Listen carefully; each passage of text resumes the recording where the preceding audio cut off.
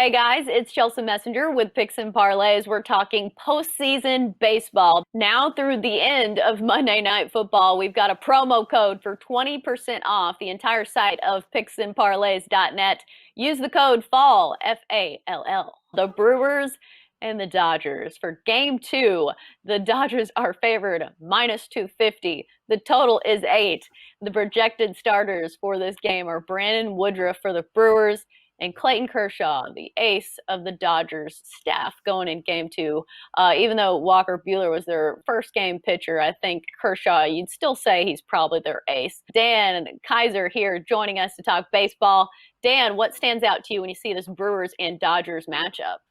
I look at this. It's kind of a. If you look at it on paper, it's a kind of a tale of two different teams. You know, the Dodgers come in. It's their 8th season in a row coming into the playoffs. Odds-on favorite to win the World Series. They come in winning 10 of their last 12 games, but just as a team, they're first in runs per game with almost 6 runs a game this season.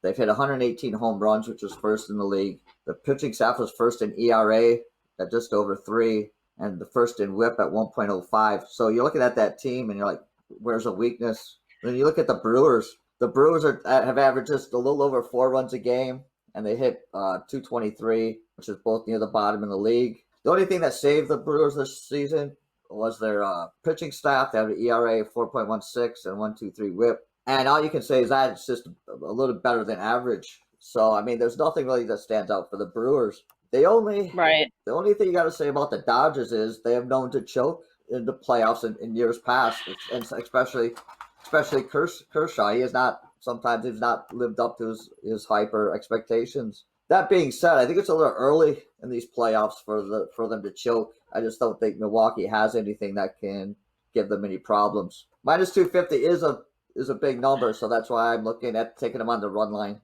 Yeah, I like that. Especially since this Dodgers lineup can score enough runs to cover the run line. They're one of those offenses that are really prolific, hit a lot of home runs. They're at home.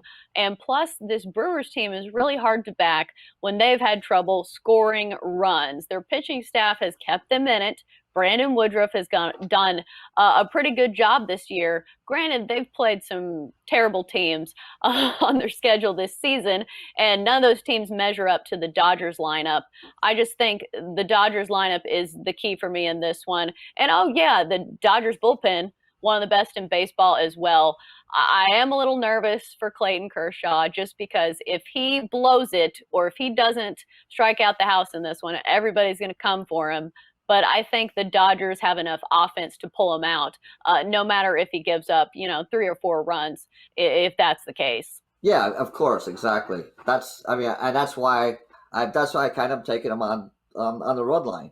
I mean, their offense should be able to win by more than win by 2 or more. But in case Kershaw does have a bad outing, which he's been known to do in the past, I'm not losing 250 or whatever it'll be tomorrow, whatever the number will end up at. So. Right. Even though I don't think this Brewers offense is like the lineups in the past that have punished Clayton Kershaw. Like I said, the Brewers were a hot under team this season, and they also are one of the teams that strike out the most in baseball. So I would lean to an under, but obviously if you're taking a run line on a team, it's kind of hard to take both of those because sometimes you end up rooting against yourself. But I think the under's worth a look as well. Yeah, yep, that sounds. Yeah, because I could see a 5-0, 6-0 ball game. Yeah, should be a good one. For me, I think this is the most mismatched series in the first round. So we'll see. Obviously, postseason baseball, anything can happen. But just on paper, that's what it looks like. That's going to do it for our baseball talk here on Picks and Parlays. Good stuff from Dan, the Professor Kaiser, always dropping knowledge. Dan, thanks for joining us.